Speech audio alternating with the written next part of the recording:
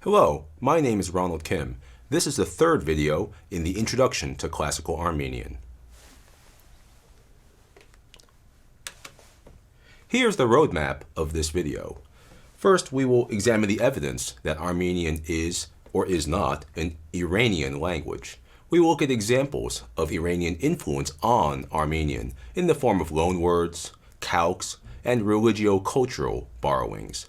We will then examine the evidence that Armenian is a separate branch of the Indo-European language family and look at the different, often conflicting pieces of evidence for the position of Armenian within Indo-European.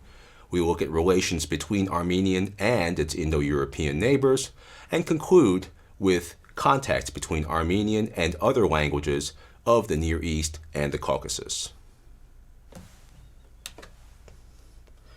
In the 19th century, Armenian was classified as an Indo-European language. It was never discovered that Armenian is an Indo-European language, but we now realize that this was done for the wrong reasons. Armenian was automatically classified as an Iranian language by such pioneers of Indo-European linguistics as Bob, followed by Müller and Hübschmann.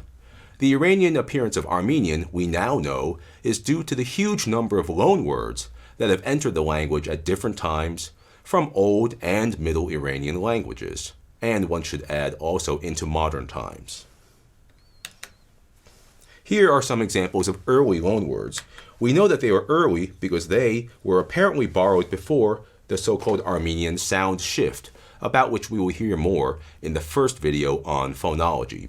For example, the word enemy, tushnami, was borrowed from Iranian dushmanyu, evil-minded, compare Western dushmanyu, showing the change of d to t and to aspirated t. Similarly, the word partes, garden, was borrowed from Iranian paridaeza, compare Western paridaeza, originally meaning enclosure, something that is built up around an enclosure, also borrowed into Greek paradeisos, and that is the source of modern English paradise and cognate words in other European languages. This too shows the change of D to T, but note not yet the change affecting P to P to classical Armenian H. Finally, we have the word for silver, artsat, compare Latin argentum, Sanskrit rajata, Avestan erzata. The normal development of NT in this position would be to Armenian nd or n. Compare the word for 20, kasan, and the word for doorpost, durand. So the only way to explain the shape of this form is to assume that this too was borrowed at an early stage from Iranian. There are Iranian loanwords that are attested only in Armenian, not in any actual surviving Iranian language. Here are some examples. We have erakhsh, guarantee, apparently from Old Iranian rakhshi. Compare Sanskrit raksh. We have haraparak, place or court, apparently from Iranian frapadaka, on the replacement of fr by hra, see later on in this video. There is a Syriac loanword, apparently from the same Iranian source, spelled that way. We have the word for sleep or sleepiness, nir, apparently borrowed from an Iranian nidra, compare Sanskrit nidra. And finally, the word for fetter, parawand, apparently from padabanda, compare the Sanskrit form. So Armenian actually is of great value for the study of Iranian historical linguistics as well, due to this large number of loanwords. But which Iranian languages do they come from? Well, thanks to the research of such major scholars as Millet, Bonveniste, and Bolognesi, we now believe that loanwords come from multiple Iranian sources, from various Iranian languages or dialects, including at least Parthian, which is a northwest Iranian language, and Middle Persian, which is a southwest Iranian language.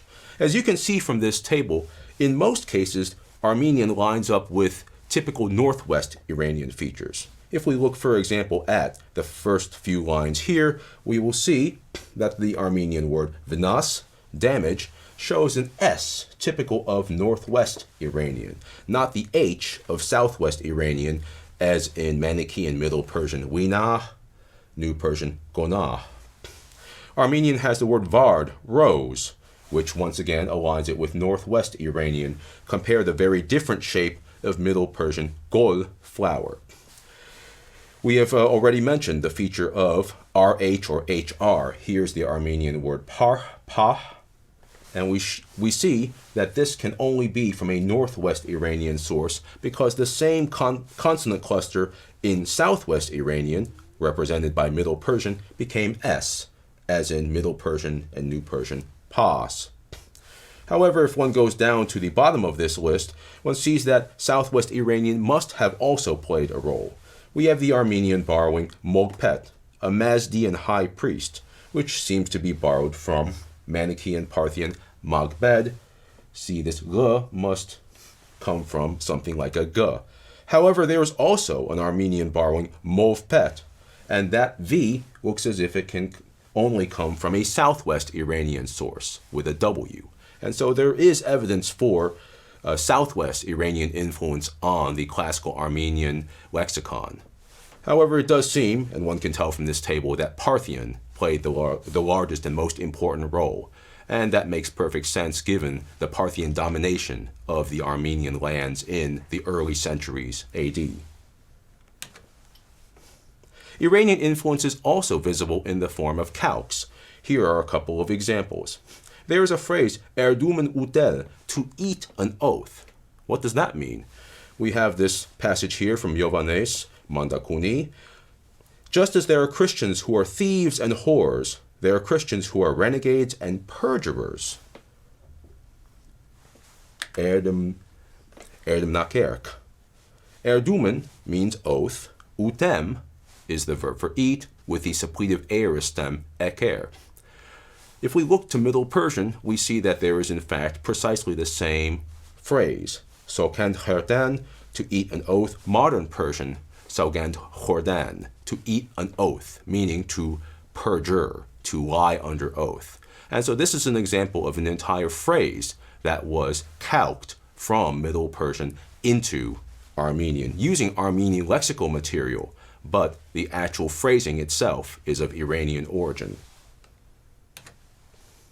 Iranian influence is also visible in the form of religio-cultural contacts and influences.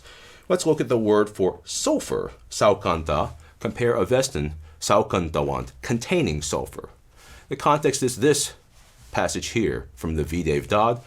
It concerns an ordeal that a liar, someone suspected of having told a lie, must undergo. He is to drink water containing sulfur and gold dust, which brings out the truth. Clearly, this has a negative meaning in Armenian, and it is due to the invocation of heathen gods, which we find, for example, in a Middle Persian text, such as the one below, in the name of the glory of God, Ahura Mazda, and the religion of the Mazdaists. Following the conversion of the Armenians to Christianity, this must have taken on a negative meaning. Given all of this evidence for the Iranian influence on Armenian over the centuries before Armenian was committed to writing, it is not surprising that Armenian was assumed to be an Iranian language for decades. That changed finally in 1875 when Heinrich Hübschmann recognized Armenian as a separate branch of the Indo-European language family. How did he do this? After eliminating all known Iranian borrowings, he was left with a small core of several hundred words which did not look Iranian at all, and they had undergone very different sound changes. Furthermore, these words belonged to core lexical domains, including numerals, the lower numerals, which cross-linguistically tend to resist borrowing, kinship terms for basic kinship relations, such as father, mother, sister, brother, and so on. Body parts, also resistant to borrowing across languages, and everyday objects and basic verbs. We now realize, by the way, that he was in fact not strict enough and that his list of several hundred words was too long. In other words, some of those words which he believed to be non-Iranian actually are in fact Iranian borrowings. So the list that he set up was too long, too generous. Compare the next slide, Armenian and Avestan forms for the numerals 1 to 10 and basic kinship terms. We see how different the Armenian and Avestan forms look. Mi, erku, erek, chorek, hing, vets, euten, ut, inen, tassen, using the reconstructed classical pronunciation. These forms look very, very different from the forms that we have in Avestan, which can stand in here for Old Iranian, respectively Aiwa, Dua, Thrayo, Chathvaro, Pancha, Chshwash, Hafta, Ashta, Nawa, Dasa. One sees furthermore that Armenian has undergone changes that have no parallel whatsoever in the Iranian languages. Changes such as the bizarre appearance of the numeral 2, erku, or 3, erek, or 5, hing, where the initial P of Avestan corresponds to an H in Armenian, or in 10, where the initial D of Avestan and all the other Iranian languages corresponds to a T. As far as the kinship terms, we see once again that Armenian deviates quite strikingly from Avestan and other Iranian languages. We have higher, Meyer, Elbayer, Koyer, Duster, Tiger, corresponding respectively to Avestan Pitar, Matar, Baratar, Hwanghar, Dugdar, and from Vedic, the closely related Vedic Sanskrit, Devar. The evidence seems to be clear. Armenian was originally not an Iranian language. It's not an Iranian language, and that is reflected in this core vocabulary. Its Iranian appearance was due to the massive influence that we have already examined earlier in this video. These lexical items, the ones just discussed, and others on that list set up by Hübschmann, are now considered to be directly inherited from Proto-Indo-European, the reconstructible ancestor of all known ancient and modern Indo-European languages. Because, however, most of the classical Armenian lexicon is of foreign origin, it's difficult for scholars working on the historical grammar of Armenian to determine some of the more complex sound changes that have taken place from Proto-Indo-European on the way to classical Armenian, due simply to a sheer lack of evidence because the number of inherited lexical items is so small. Let's now discuss the position of Armenian within the Indo-European family. It is generally accepted that Armenian shares areal affiliations with its neighbors, Greek to the west, Phrygian, the ancient language of Phrygia in central Anatolia, and the Indo-Iranian branch of Indo-European. This dialectal position makes perfect sense in geographical terms, and it also accords with what Herodotus tells us in his history, as we have seen in the first video in the introduction. The late Calvert Watkins, a leading Indo-Europeanist, viewed these languages as belonging to a subgroup of the Indo-European family on the basis of shared grammatical features, like the augment prefix, which we will discuss in the video on verbal morphology, the prohibitive negation, and the whole structural organization of the verbal system. This group forms the basis on which the proto-language was first reconstructed, and it is probably the most recent in time of the various quote-unquote branches or subgroups of the family. Already in the early 20th century, the great Indo-Europeanists Holler Persson and Antoine Meillet listed isoglosses, phonological, morphological, and especially in vocabulary, linking Armenian and Greek. Later scholars, including Zolta and Jaoukyan, concluded that Armenian shares the most isoglosses with Greek and in second place with Indo-Aryan. Some scholars, such as Eric Hamp, have gone farther and speak of a Greco-Armenian subgroup of Indo-European, comparable to Indo-Iranian or Balto-Slavic. However, several studies in recent years have argued against an especially close relationship between Greek and Armenian. There are also several features that appear to group Armenian not only with Greek, but also with Albanian and the ancient Phrygian in a Balkan linguistic area, or Sprachbund, to use the German term. This would seem to indicate that the linguistic ancestors of the Armenians migrated from farther west, specifically from the Balkan Peninsula. Here are some of these features. We see, for example, that Greek and Armenian agree in the formation of the verb for take. Both show a suffix nu, Armenian arnum, Greek arnumai. Both show a reduplicated aorist for the verb do, make, Armenian arari and Greek ararein, from which the present ararisko was back-formed. They show similar-looking words for woman, Greek gyne, plural gynaikes with this strange K, Armenian heskin, plural kanaik, with some strange suffix. Both have related words, Greek mekri, until, Armenian merds, near, derived ultimately from the word for hand, Greek care, Armenian zern. Both seem to have negators that go back to the same source, hoyuquid, from ne hoyuquid, not in a lifetime, as first argued by Warren Cogill in 1960. Finally, these languages appear to have similar or parallel suppletive paradigms of the verb be. Greek emi, epteto, right, Armenian em, aorist eleo, and Albanian aorist che, Old Albanian chle.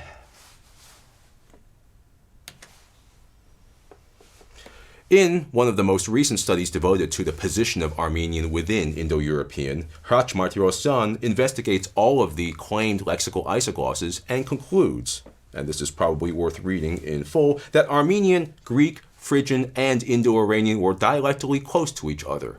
Within this hypothetical dialect group, Proto-Armenian was situated between Proto-Greek, to the west, and Proto-Indo-Iranian, to the east.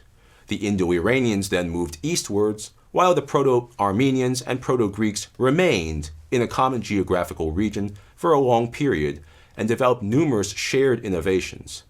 At a later stage, together or independently, they borrowed a large number of words from the Mediterranean and Pontic substrate language or languages, mostly cultural and agricultural words, as well as animal and plant designations.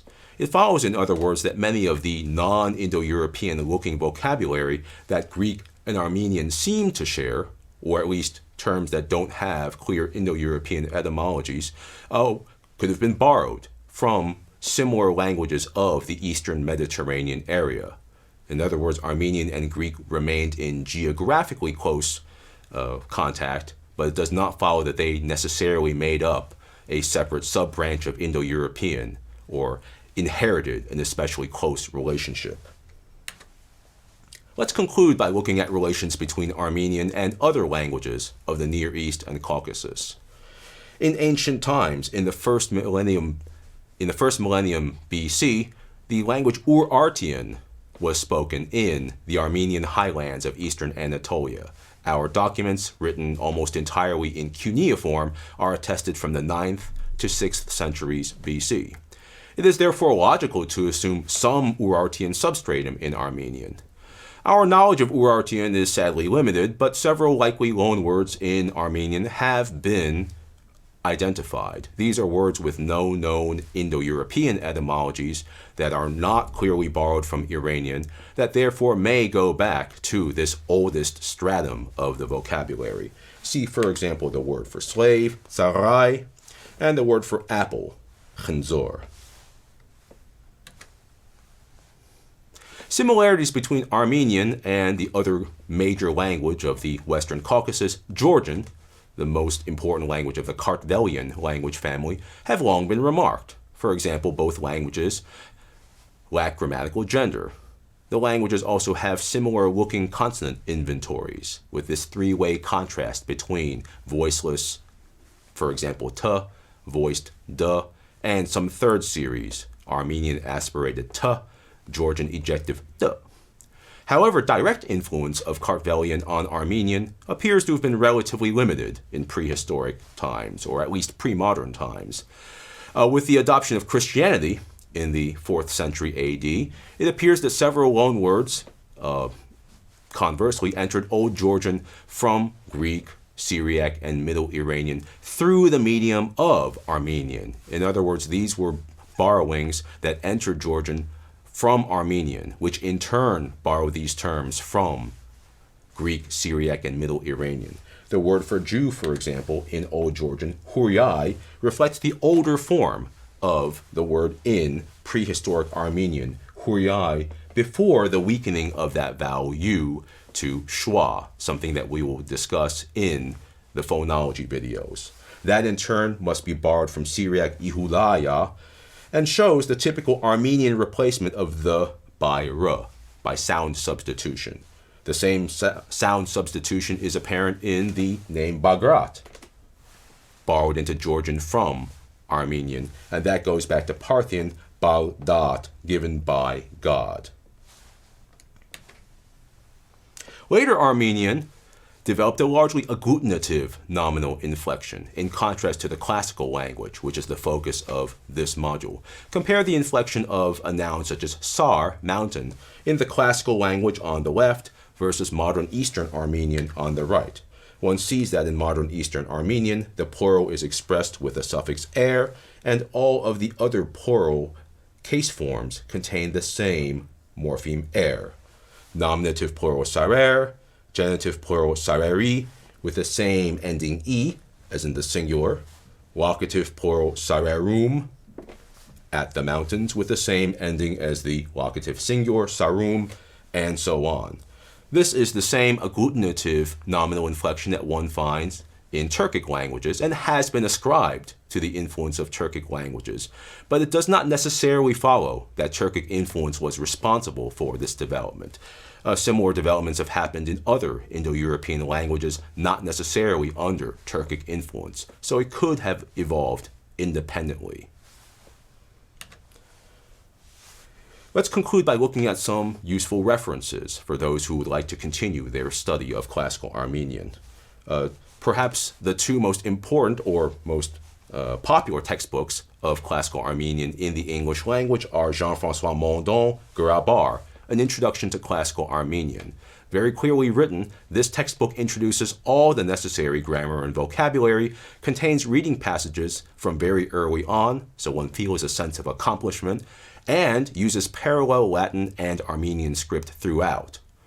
The late Robert Thomson, a leading scholar of Armenian, wrote a textbook which was reprinted in 1989 with much improved font.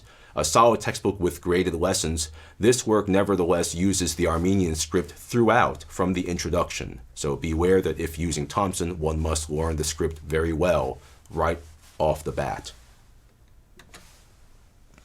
Several of the classical grammatical descriptions are listed briefly here. Antoine Meillet, who we have already mentioned today, wrote his Armenisches Elementarbuch in German, is a classic which has been reprinted twice within the last generation, and for good reason. Rüdiger Schmidt wrote a Grammar of Classical Armenian with comparative linguistic notes. And this is without question the best introduction to classical Armenian for Indo-Europeanists who are not specialists in Armenian, or for those who, of course, read German and want to know something about the historical background of Armenian as an Indo-European language. Hans Jensen, the author of the monumental work Die Schrift, Writing Systems of the World, wrote an Old Armenian grammar. This is another classic which is especially rich in its discussion of syntax, syntactic phenomena. There are several historical grammars worth mentioning. Antoine Meillet is legendary for having written this sketch of a comparative grammar of classical Armenian in something like 2 weeks in 1903. It was reprinted in a revised version in 1936, and it's an absolute classic, although outdated, still widely cited. His collected papers on Armenian were published in 2 volumes. That's this long entry here in the middle, 2 parts. The first part in Lisbon, the second part in Louvain. Unfortunately difficult to obtain. Finally, Gert Klingenschmidt, a noted Indo-Europeanist, wrote his magnum opus on the Old Armenian verb. It's very dense reading, but is certainly the reference for those interested in the verb and verbal morphology. Birgit Annette Olsen of the University of Copenhagen wrote an enormous 1,000-page monograph on the noun in Biblical Armenian, which covers every derivational suffix one can imagine and contains a long appendix on historical phonology. The professor Frederick Kortlandt at the University of Leiden in the Netherlands, has written many papers on practically every Indo-European branch, including Armenian. His Armenian papers up to 2003 were collected into this useful volume, Armeniaca, together with a historical phonology of classical Armenian by his colleague, the late R.S.P. Backus. A short monograph by Joachim Matzinger can round out this list. It is a study of nominal inflection in classical Armenian and its evolution from Proto-Indo-European. Finally, we should mention some dictionaries. The seminal dictionary of classical Armenian is this work published in Venice in 1836-1837 by the famous monastery, Armenian monastery in Venice. New Dictionary of the Armenian Language, now available online at this address. As far as etymology is concerned, the Etymological Root Dictionary of Armenian by the great Armenian scholar Hratya Acharyan was published in the 1920s and 30s in Yerevan and has also been made available online. As far as works in Western languages, one should mention the Reverse Analytical Dictionary of Classical Armenian by Hübschmann and Reitenberg. This lists the Armenian or classical Armenian lexicon in reverse order, so it's especially useful if you want to study suffixes, for example, word formation. And finally, Hratch Martirosyan, who was mentioned earlier in this video, wrote an etymological dictionary of the Armenian inherited lexicon, so not including loanwords, in the Leiden Indo-European Etymological Dictionary series. Shnor Hakalutun, thank you for your attention. This concludes our videos in the introduction to classical Armenian.